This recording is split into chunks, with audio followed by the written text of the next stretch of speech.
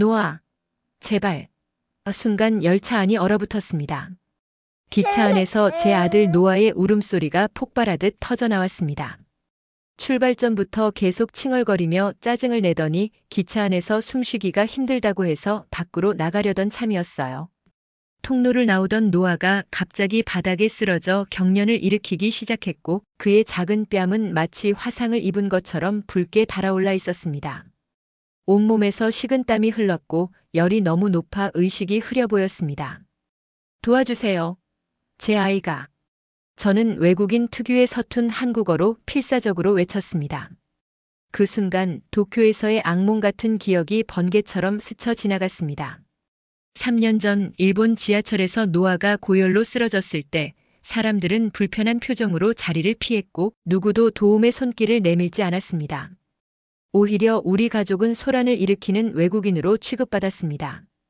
결국 다음 역에서 내려 낯선 거리에서 홀로 병원을 찾아 헤매야 했던 그날의 공포가 생생했습니다. 또다시 그런 일이 반복될까? 심장이 터질 듯이 뛰었습니다. 하지만 제가 알던 동양과 한국은 달랐습니다. 아니, 세계 어느 나라에서도 경험해보지 못한 일이 펼쳐졌습니다. 저는 영국 외교부에서 일하는 외교관 제임스라고 합니다. 아내 올리비아와 5살 된 아들 노아와 2살 된 딸 레이첼과 함께 최근 한국으로 발령받아 왔습니다. 이번이 2번째 아시아 파견인데 첫 번째는 3년 전 일본 도쿄였습니다. 한국행 발령이 났을 때 솔직히 말씀드리면 아내와 저는 무거운 마음이었습니다. 일본에서의 생활이 그리 좋지만은 않았거든요. 물론 일본은 안전하고 깨끗했지만 외국인 가족으로서 느끼는 사회적 거리감이 너무 컸습니다. 특히 어린 노아가 공공장소에서 울 때마다 받았던 차가운 시선들은 지금도 잊을 수 없습니다. 도쿄에 살 때였습니다. 노아가 3살 때 야마노테선을 타고 우에노 공원으로 가는 길이었습니다. 갑자기 노아가 울기 시작했어요. 평소에도 활발한 아이였지만 그날은 유독 보채고 있었습니다. 처음에는 달래보려 했으나 울음소리는 점점 커졌습니다. 주변 일본인들은 처음엔 힐끔힐끔 보다가 점점 불편한 기색을 드러냈습니다. 한 중년 남성은 혀를 차며 책을 더 세게 펼쳤고 양복을 입은 회사원들은 서로 눈빛을 교환하며 한숨을 쉬었습니다. 아무도 말로 표현하지는 않았지만 그들의 차가운 시선이 우리를 방해 요소로 취급하고 있다는 것을 느낄 수 있었습니다. 결국 다음 역에서 내릴 수밖에 없었습니다. 아내는 눈물을 참으며 노아를 안고 플랫폼에 섰고 저는 낯선 역에서 어디로 가야 할지 막막했습니다. 누구 하나 도와주지 않았고 오히려 불편함을 표시하는 시선들만 받았던 그 순간이 지금도 생생합니다. 여보, 한국도 일본처럼 외국인들에게 차가울까요? 출발 전날 밤 올리비아가 물었습니다. 글쎄, 동양 문화는 비슷할 거야. 마음을 단단히 준비하는 게 좋을 것 같아 저는 최대한 현실적인 대답을 했습니다. 서울에 도착한 지 일주일째 되던 날이었습니다. 우리 가족은 부산으로 가는 KTX를 탔습니다. 한국의 남쪽 도시를 둘러보고 싶었거든요. 처음 타보는 한국의 고속철도는 인상적이었고 창밖으로 지나가는 풍경도 아름다웠습니다. 그런데 출발한 지 30분쯤 지났을 때 노아가 갑자기 보챘습니다. 처음에는 간식을 원하는 줄 알았는데 곧 그의 얼굴이 붉게 달아올랐고 노아를 데리고 밖으로 나가려고 일어섰는데 노아가 이내 기차 바닥에 쓰러져 경련을 일으키기 시작했습니다. 올리비아가 비명을 지르며 노아에게 달려갔습니다. 여보, 노아가 숨을 제대로 못 쉬어요. 올리비아의 목소리에는 공포가 가득했습니다. 노아의 온몸이 뜨거웠고 눈은 초점을 잃고 있었습니다. 열성 경련이었습니다. 이전에도 한 번 있었지만 이번엔 훨씬 심각해 보였습니다. 레이첼을 안고 있던 제가 벌떡 일어나니 레이첼이 깜짝 놀라 울기 시작했습니다. 순식간에 기차 안은 아수라장이 되었습니다. 저는 노아를 안아 올렸고 아내는 우는 레이첼을 달래느라 혼비백산되어 있었습니다. 미국에서는 이런 상황에서 구급차를 부르는 게 당연했고 독일에서는 사람들이 정중하게 자리를 비켜주긴 했지만 직접 도움을 주진 않았습니다. 일본에서의 경험은 더 최악이었죠. 그런데 한국에서는 전혀 다른 일이 펼쳐졌습니다. 쓰러진 노아를 본 순간 주변 승객들의 반응은 놀라웠습니다. 마치 미리 약속이라도 한 듯 몇몇 승객들이 즉시 자리에서 일어났습니다. 맞은편에 앉아 계시던 70대쯤 되어 보이는 할머니는 서둘러 다가와 노아의 상태를 살폈습니다. 아이가 경련을 일으키고 있어요. 빨리 옷을 느슨하게 풀어주세요. 할머니는 침착하게 지시했습니다. 30대 초반으로 보이는 여성이 재빨리 자신의 가방에서 물티슈를 꺼내 노아의 이마와 목을 닦기 시작했습니다. 제가 소아과 간호사예요. 아이의 체온을 내려야 해요. 누가 물 좀 가져와 주세요. 그녀의 말이 채 끝나기도 전에 여러 명의 승객들이 물병을 건네주었습니다. 뒷좌석에 있던 아이 엄마는 정신없어 하는 올리비아에게 우는 레이첼을 진정시키기 위해 가슴에 안아서 토닥이며 진정을 시키고 있었습니다. 한 대학생으로 보이는 청년은 자신의 자켓을 벗어 노아 아래에 깔아주었습니다. 이때 한국 열차의 놀라운 서비스가 시작되었습니다. 승무원이 다가와 상황을 물었고 곧 방송이 흘러나왔습니다. 방송 내용은 한국어였지만 제 이름이 호명되는 것이 들렸습니다. 간호사 여성이 설명해 주었습니다. 열이 있는 아이가 있는데 승무원이 도울 수 있는지 확인하는 방송이에요. 열차 내에 의사나 간호사가 있으면 도움을 요청하는 내용이에요. 잠시 후 다른 객실에 있던 의사라고 하는 중년 남성이 찾아왔습니다. 그는 간단한 검진을 한 후 가방에서 해열제를 꺼내 주었습니다. 어린이용 해열제입니다.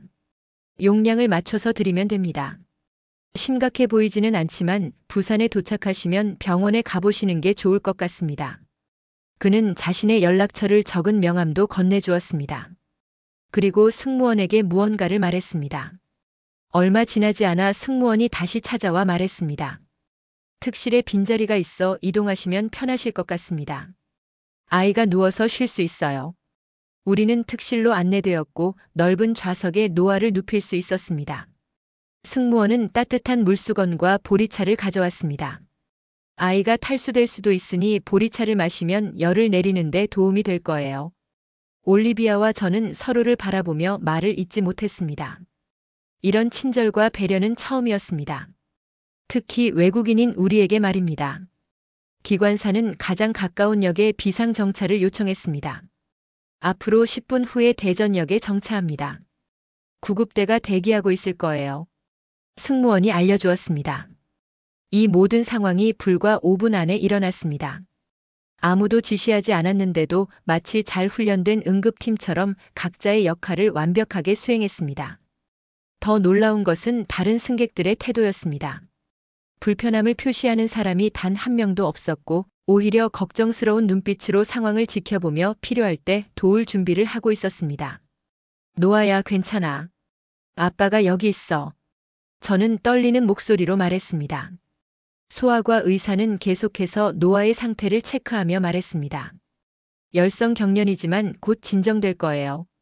이런 상황에서는 빠른 조치가 중요한데 다행히 적절하게 대응했네요.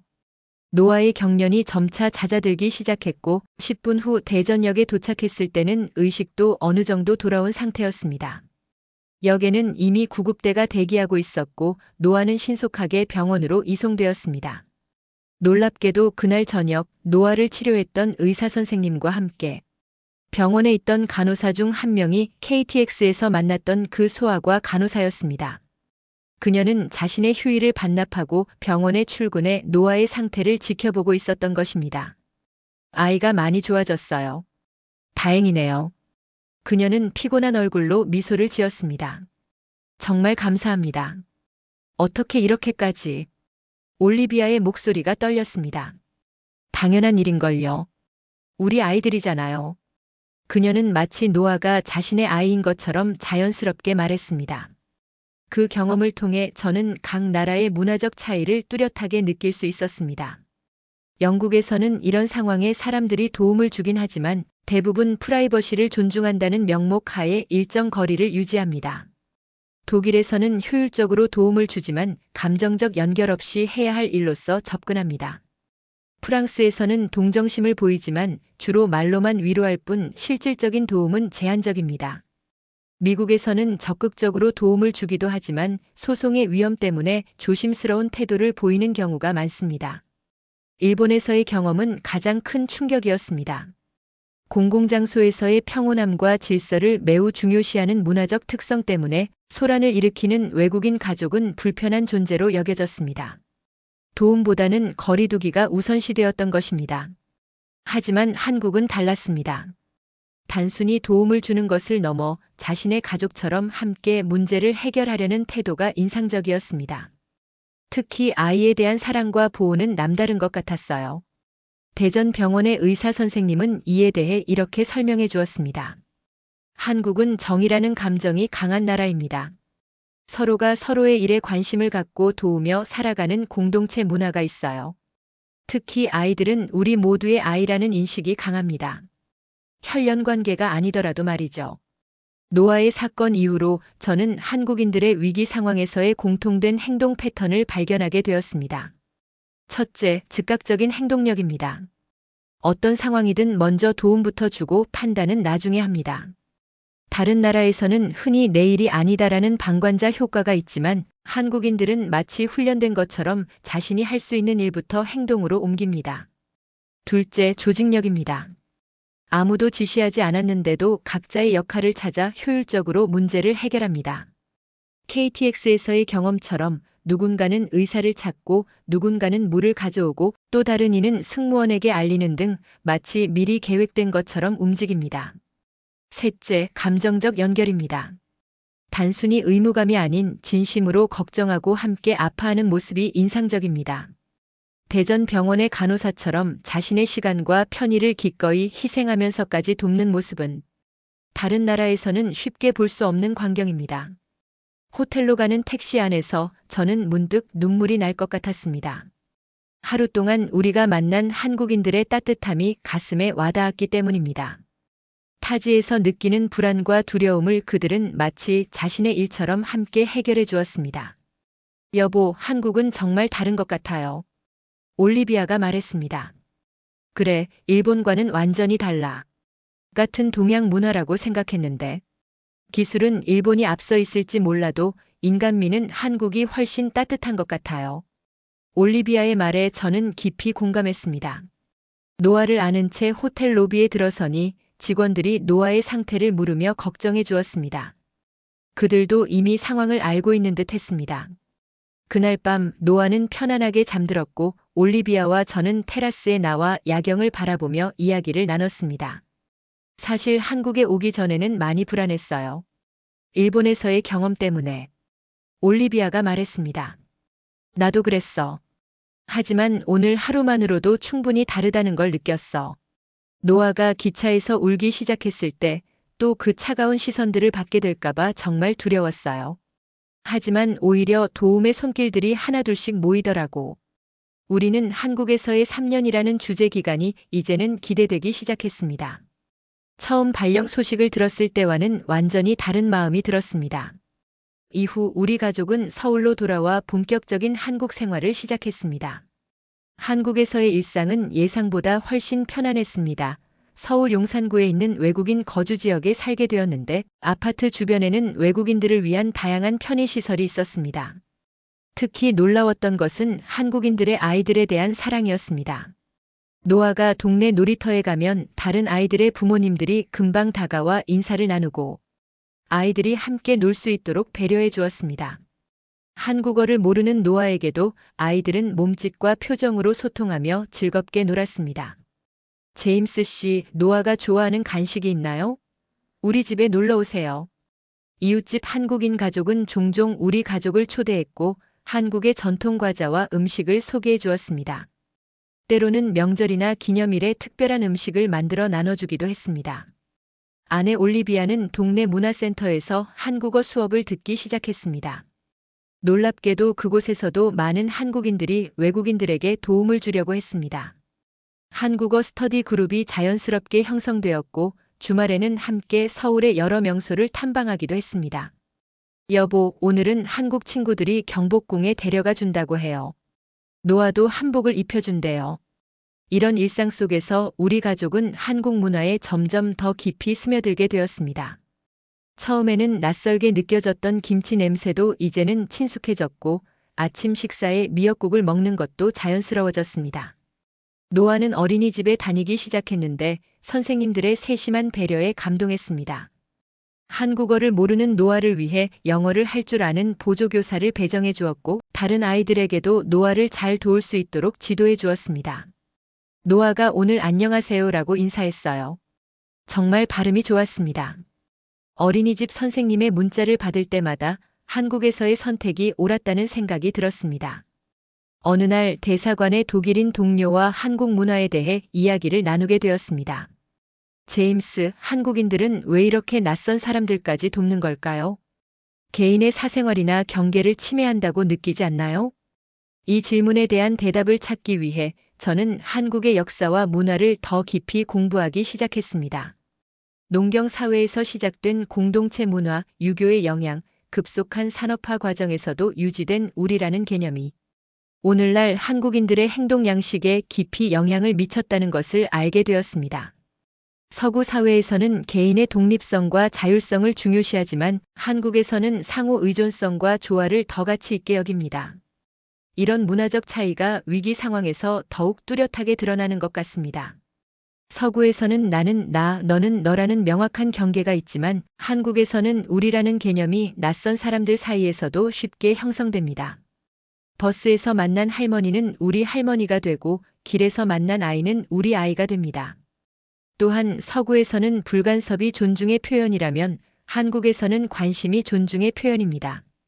이웃의 일에 관심을 갖고 돕는 것이 자연스러운 문화인 것입니다. 한국에서의 3년 동안 우리 가족은 수많은 작은 감동의 순간들을 경험했습니다. 한 번은 비가 오는 날 우산을 준비하지 못하고 버스 정류장에서 기다리고 있었습니다. 그때 한 중학생으로 보이는 남학생이 자신의 우산을 건네주고는 뛰어가 버렸습니다. 그 작은 친절에 저희 부부는 말을 잇지 못했습니다. 또 다른 날 노아가 길에서 넘어져 무릎을 다쳤을 때는 근처 약국 주인이 직접 나와 응급처치를 해주고 약까지 무료로 주셨습니다. 외국에서 우리 아이가 다치면 이렇게 도와주길 바라니까요 라는 말씀을 남기셨습니다. 한국의 대중교통 문화도 인상적이었습니다. 노아와 함께 지하철을 탈 때면 항상 누군가 자리를 양보해 주었고 심지어 한 번은 노아가 좋아하는 캐릭터 인형을 들고 있는 것을 본 한 여성이 자신의 가방에서 같은 캐릭터 스티커를 꺼내 선물해 주기도 했습니다. 이런 작은 친절들은 단순한 호의를 넘어 진정한 연결감을 느끼게 해주었습니다. 우리는 더 이상 외국인이 아니라 한국 사회의 일원으로 받아들여지고 있다는 느낌이 들었습니다. 3년간의 한국 생활이 끝나갈 무렵 노아는 이미 유창한 한국어를 구사하고 있었습니다. 가장 기억에 남는 순간은 노아가 유치원 발표회에서 한국어로 제 꿈은 한국과 영국을 연결하는 외교관이 되는 것입니다라고 말했을 때였습니다. 올리비아도 한국 문화에 깊이 매료되어 한국 요리 클래스를 수강하고 있었고 저 역시 한국의 역사와 문화에 대한 책을 쓰기 시작했습니다. 한국을 떠나기 전날 밤 우리 가족을 위한 작별 파티가 열렸습니다. 이웃들, 노아의 친구들과 그 부모님들, 그리고 KTX에서 만났던 그 간호사까지 모두 모였습니다.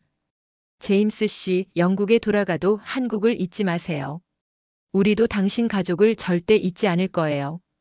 그날 밤 수많은 포옹과 눈물 속에서 저는 깨달았습니다. 세계는 첨단 기술로 점점 더 연결되고 있지만 가장 강력한 연결은 여전히 사람과 사람 사이의 따뜻한 마음에서 비롯된다는 것을 말입니다. 요즘 세계는 인공지능의 발전으로 많은 것이 자동화되고 있습니다. 저도 외교 업무에서 AI 번역기와 각종 스마트 기기를 활용합니다. 하지만 그날 기차에서 경험한 것처럼 가장 따뜻한 인공지능은 사람의 마음이라는 것을 깨달았습니다. 그 어떤 첨단 기술도 대체할 수 없는 사람과 사람 사이의 따뜻한 정이 바로 그것입니다. 인생에서 가장 중요한 것은 결국 사람과의 관계임을 한국에서 다시 한번 배우게 되었습니다. 낯선 곳에서의 작은 위기가 오히려 새로운 시작이 되었고 그 순간 도움의 손길을 내밀어준 모든 한국분들께 진심으로 감사드립니다. 여러분, 오늘은 영국 외교관 제임스의 감동적인 한국 이야기를 전해드렸습니다. 그의 가족이 KTX에서 겪은 위기 상황과 그 속에서 보여준 한국인들의 따뜻한 마음이 얼마나 큰 감동을 주었는지 여러분도 느끼셨나요? 우리가 당연하게 여기는 한국인의 정과 인정이 외국인들에게는 얼마나 특별하고 감동적인 경험인지 이 사연을 통해 다시 한번 깨닫게 됩니다. 제임스의 말처럼 첨단 기술이 발달해도 대체할 수 없는 것은 바로 사람의 마음입니다. 여러분의 일상 속에서도 이런 따뜻한 경험이 있으셨다면 댓글로 공유해 주세요. 우리 모두의 작은 친절이 누군가에게는 평생 잊지 못할 추억이 될 수 있습니다. 이 영상이 마음에 드셨다면 좋아요와 구독, 알림 설정도 꼭 부탁드립니다. 다음 이야기로 찾아뵙겠습니다. 오늘도 사랑합니다.